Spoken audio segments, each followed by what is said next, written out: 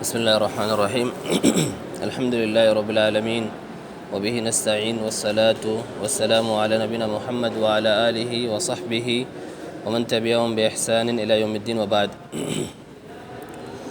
قال المؤلف رحمه الله: وعن أبي هريرة رضي الله عنه قال قال رسول الله صلى الله عليه وسلم: صلاة الرجل في جماعة تزيد على صلاته في سوقه وبيته 20 درجة، وذلك أن أحدهم إذا توضأ فأحسن الوضوء ثم أتى المسجد لا يريد إلا الصلاة لا ينهزه إلا الصلاة لم يخطو خطوة إلا رفع له بها درجة وحط عنه بها خطيئة حتى يدخل المسجد، فإذا دخل المسجد كان في الصلاة ما كانت الصلاة هي تحبسه، والملائكة يصلون على أحدكم ما دام في مجلسه الذي صلى فيه يقولون اللهم ارحمه اللهم اغفر له اللهم تب عليه ما لم يؤذ فيه ما لم يحدث فيه متفق علیہ۔ ابو ہریرہ رضی اللہ تعالیٰ عنہ سے روایت ہے، کہتے ہیں کہ آدمی کی نبی کریم صلی اللہ علیہ وسلم نے فرمایا، آدمی کی نماز جماعت کے ساتھ زیادہ ثواب کا باعث ہے اکیلے اور بازار میں نماز پڑھنے کے مقابلے میں 20 سے کچھ زائد درجہ۔ وہ اس لیے کہ جب تم میں سے کوئی آدمی وضو کرتا ہے اور اچھے سے وضو کرتا ہے، پھر وہ مسجد آتا ہے اور مسجد آنے کا مقصد صرف نماز ہوتی ہے، لا ينهز الا الصلاة لم يخطو خطوة الا رفع له بها درجة،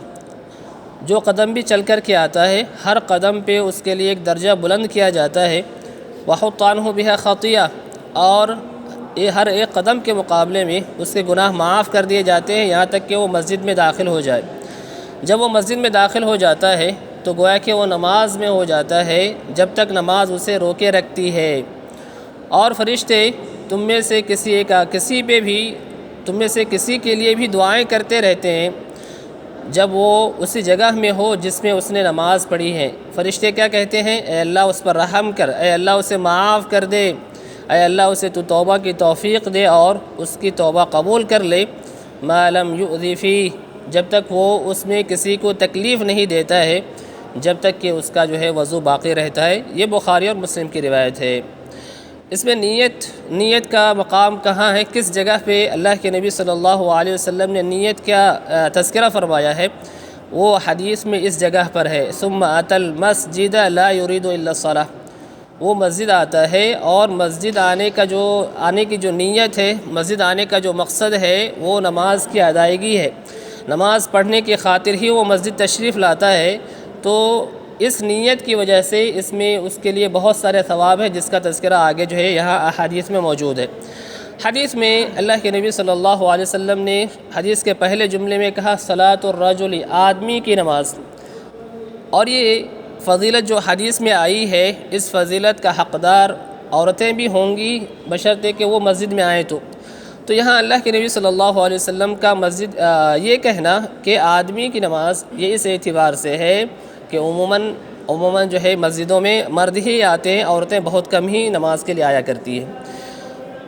یہاں پھر آپ صلی اللہ علیہ وسلم نے فرمایا کہ آدمی کی نماز گھر میں اور بازار کے مقابلے میں، گھر میں اور بازار کے مقابلے میں کا کیا معنی ہے؟ گھر میں یعنی گھر میں اکیلے نماز پڑھ لیں، اور بازار میں نماز پڑھنے کا کیا معنی ہے؟ بازار میں نماز پڑھنے کا معنی بھی یہی ہے کہ بازار میں اکیلے نماز پڑھ لے، یعنی اگر انسان مسجد میں جماعت کے ساتھ نماز نہیں پڑھتا ہے، چاہے وہ بازار میں کہیں اکیلے نماز پڑھ لے، گھر میں اکیلے نماز پڑھ لے یا کہیں اور بھی اکیلے نماز پڑھ لے، اس کو باجماعت مسجد میں آ کر کے نماز پڑھنے کی جو فضیلت ہے وہ حاصل جو ہے نہیں ہوگی اس کو۔ پھر آپ صلی اللہ علیہ وسلم نے اس کے اسباب کا تذکرہ کیا کہ انسان اگر گھر سے باوضو ہو کر کے نکلتا ہے تو اس کے کیا فائدے ہیں اور کیا فضائل ہیں۔ گھر سے جب باوضو نکلتا ہے تو ہر قدم پہ اس کے لیے نیکی لکھی جاتی ہے۔ آپ صلی اللہ علیہ وسلم نے مسجد کی جانب باوضو چل کر کے آنے سے یہاں 2 فضیلتوں کا تذکرہ کیا ہے۔ احادیث میں اور بھی دیگر فضائل آپ صلی اللہ علیہ وسلم نے باوضو مسجد آنے کے بتلائے ہیں۔ ان میں سے ایک یہ ہے کہ انسان کے ہر قدم کے مقابلے میں نیکی لکھی جاتی ہے۔ اس حدیث میں 2 فوائد یا 2 فضائل کا تذکرہ ہوا ایک یہ کہ ایک ہر قدم کے مقابلے میں اس کا درجہ بلند کیا جاتا ہے۔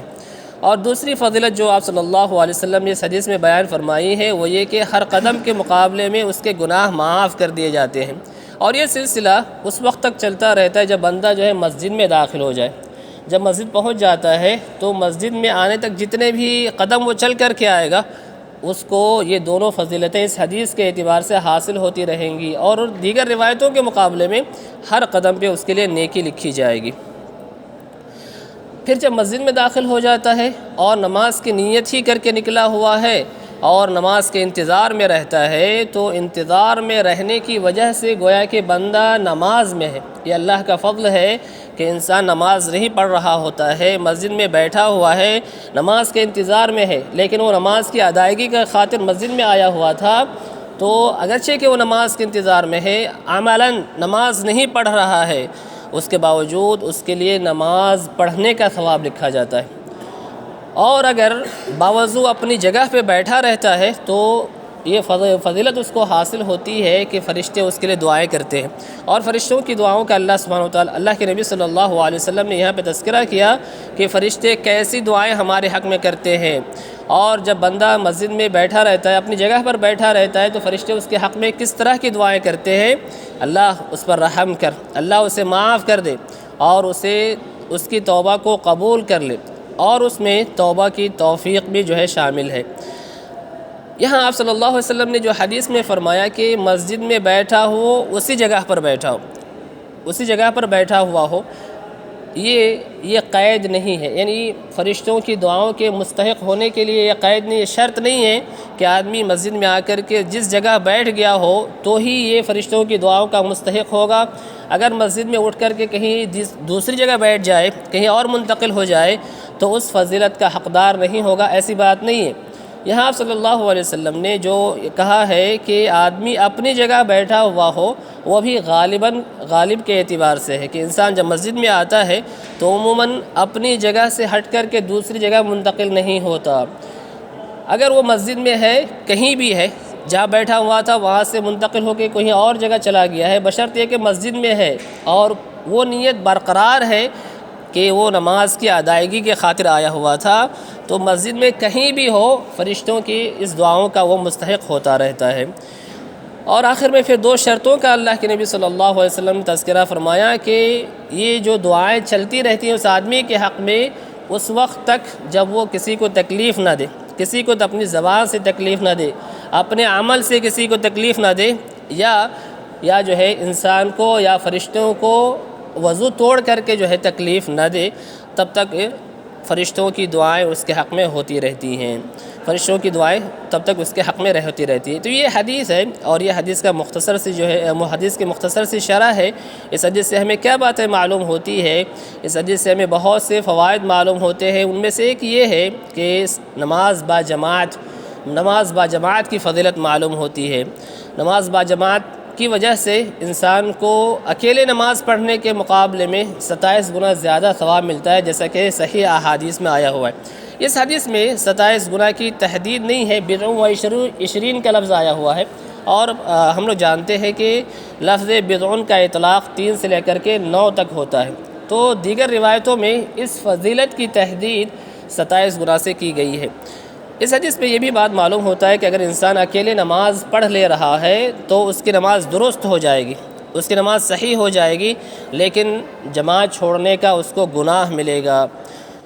ایسی ہی اس حدیث سے ہم اللہ رب العالمین کے فضل کا اندازہ لگائیں کہ اللہ سبحانہ وتعالیٰ اب کا کتنا بڑا فضل ہے کہ انسان کے مختصر سے اعمال پہ بھی بہت زیادہ ثوابوں سے نوازتے ہیں، اور اللہ رب العالمین کے فضل کا اندازہ لگائیے کہ انسان جب جو ہے مسجد کی نماز کی نیت کر کے جب مسجد کی طرف آتا ہے تو اس کو ہر قدم پہ نیکی لکھی جاتی ہے، اس کے لیے گناہ معاف ہوتے ہیں، درجات بلند کیے جاتے ہیں۔ مسجد میں جب پہنچ جاتا ہے، بیٹھا ہوا ہے، نماز کے انتظار میں ہے، نماز پڑھنے کا ثواب لکھا جا رہا ہے اس کے لیے، اور ساتھ ہی ساتھ فرشتے دعائیں کر رہے ہیں۔ یہ ساری گویا کہ اللہ رب العالمین کے فضل کے مظاہر ہیں کہ بندے کے اس عمل پہ اللہ سبحانہ وتعالیٰ بہت زیادہ ثواب سے جو ہے نوازتے ہیں۔ یہاں یہ فضیلت بھی معلوم ہوتی ہے، فائدہ بھی معلوم ہوتا ہے کہ نماز کی جو فضیلت ہے وہ دیگر عبادتوں کے مقابلے میں بہت زیادہ ہے. نماز کی دیگر عبادتوں کے مقابلے میں بہت زیادہ فضیلت ہے، یا نماز دیگر عبادتوں کے مقابلے میں بہت ہی اہم عبادت ہے. ایسا کیوں؟ ایسا اس لیے کہ